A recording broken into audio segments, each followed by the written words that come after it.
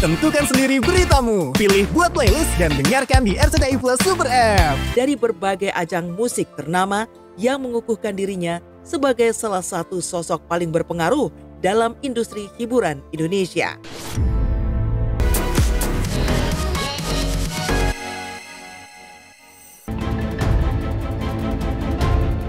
Indonesia berduka atas kepergian sosok legendaris Titiek Puspa yang meninggal dunia kemarin di usia 87 tahun setelah menjalani perawatan di rumah sakit akibat mengalami pecah pembuluh darah di otak.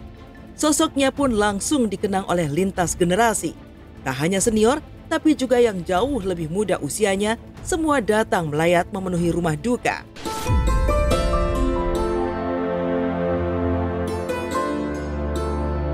Di balik gemerlap panggung dan suara emasnya yang tak lekang oleh waktu, Titiek Puspa menjalani perjalanan panjang penuh warna.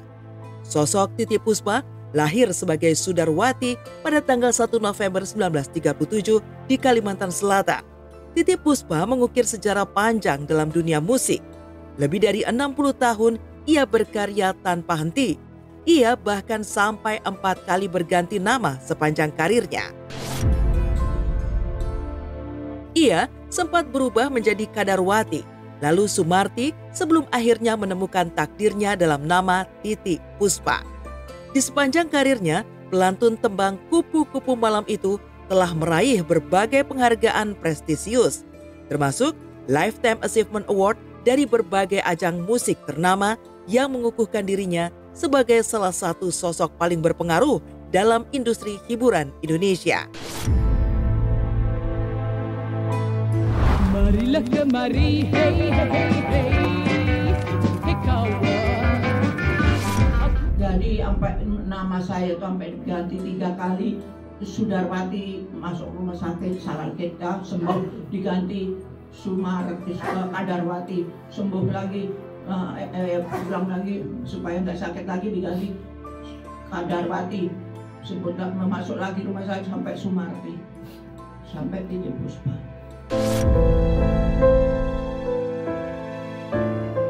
Terima kasih telah menyertai kehidupan profesinya Eyang Titiek Puspa selama 72 tahun professionally on stage in this country. Jadi dia berterima kasih kepada negara ini dan tentunya juga berterima kasih kepada teman-teman wartawan dan semua masyarakat Indonesia dimanapun berada. 65 tahun saya belajar jadi anaknya Titiek Puspa. Beliau itu orang yang dirinya tuh harus bermanfaat bagi sesama manusia yang lain dalam bentuk yang ya berkesenimanan ya tentunya ya dan lain-lain. Kita udah nggak punya orang yang paling expert lah menurut saya di dunia seni ya, terutama musik gitu. Kita usulkan kepada pemerintah supaya Titiek Puspa menjadi pahlawan komposer Indonesia.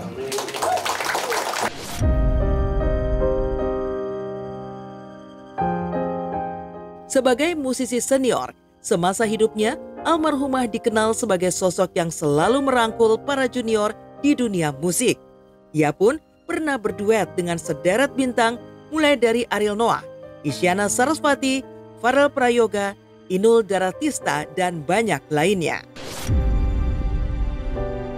Karena itulah, kepergiannya meninggalkan duka mendalam dengan banyak pegiat seni, termasuk Krisdayanti, Hetty Koes Endang, Ivan Gunawan, Rosa, hingga Melly Goeslaw. Mereka menyampaikan bela sungkawa penuh haru di media sosial mengenang Titiek Puspa sebagai panutan, inspirasi, dan cahaya dalam dunia seni.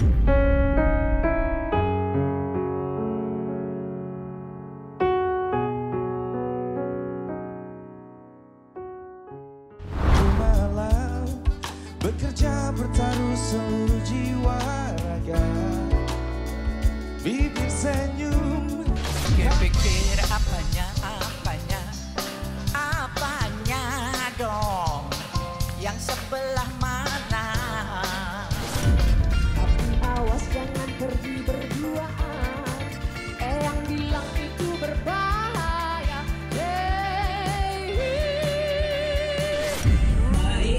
Ya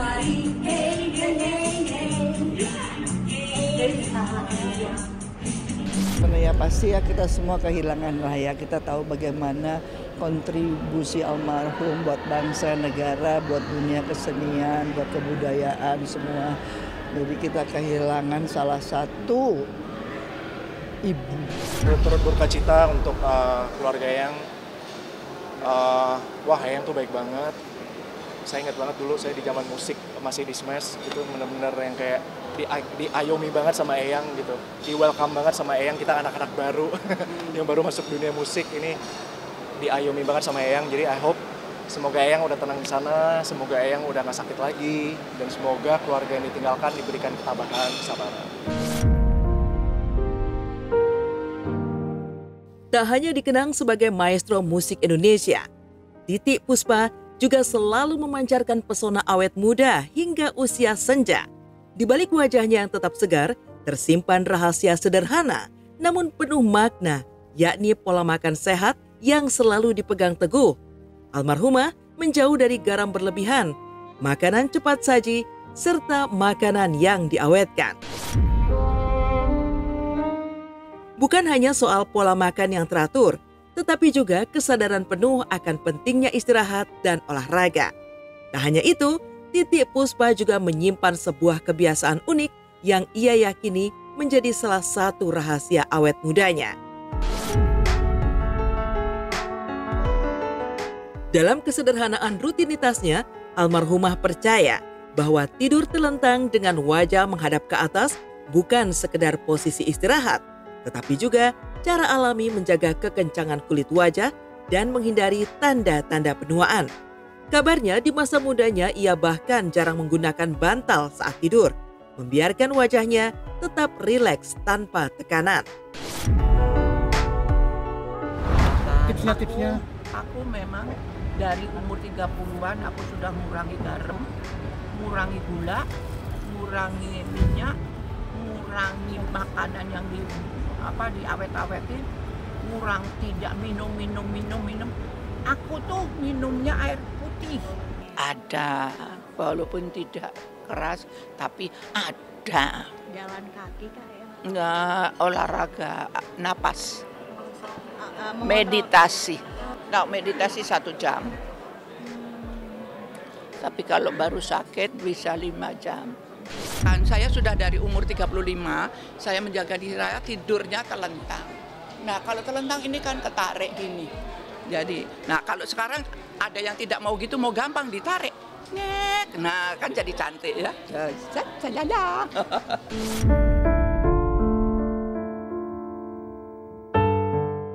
Di balik pesonanya yang tak pernah pudar, Titiek Puspa nyatanya selalu mengutamakan kecantikan yang alami. Gaya make up sederhana namun elegan menjadi ciri khasnya tanpa perlu polesan berlebihan. Almarhumah juga memahami bahwa kekuatan sejati berasal dari dalam diri. Setiap langkahnya ia selalu berserah diri kepada Tuhan. Ia menjadi keseimbangan emosi, tidak membiarkan kesedihan meruntuhkan semangatnya bahkan saat menghadapi ujian berat, termasuk saat berjuang melawan kanker serviks stadium 3. Udah ya, kalau kemana-mana kan lipstik kena makanan hilang. Ya mesti bawa. Itu sudah kayak tentara bawa bedil. Kamu tahu nggak, di zaman tahun 50-an itu tidak ada makeup artis. Baju aja dulu saya bikin sendiri. Ya ini kayak gini ya sendiri.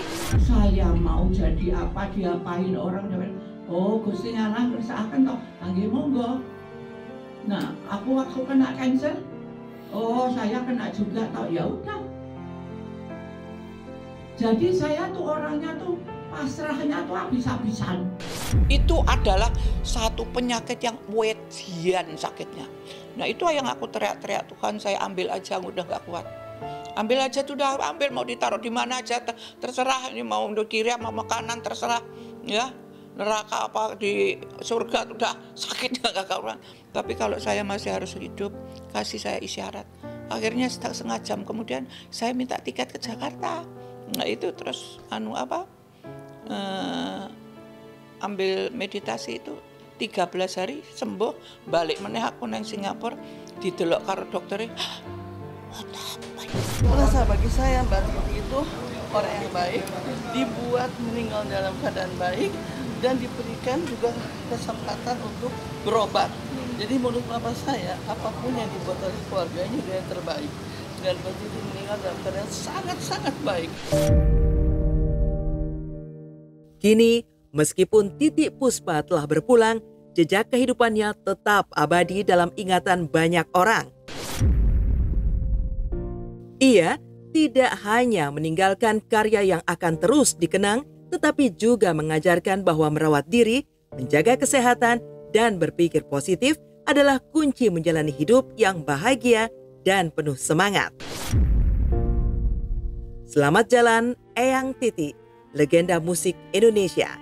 Warisan dan inspirasimu akan terus hidup di hati kami. Ya kalau saya memang apa yang dikehendakin alam lah, sudahlah.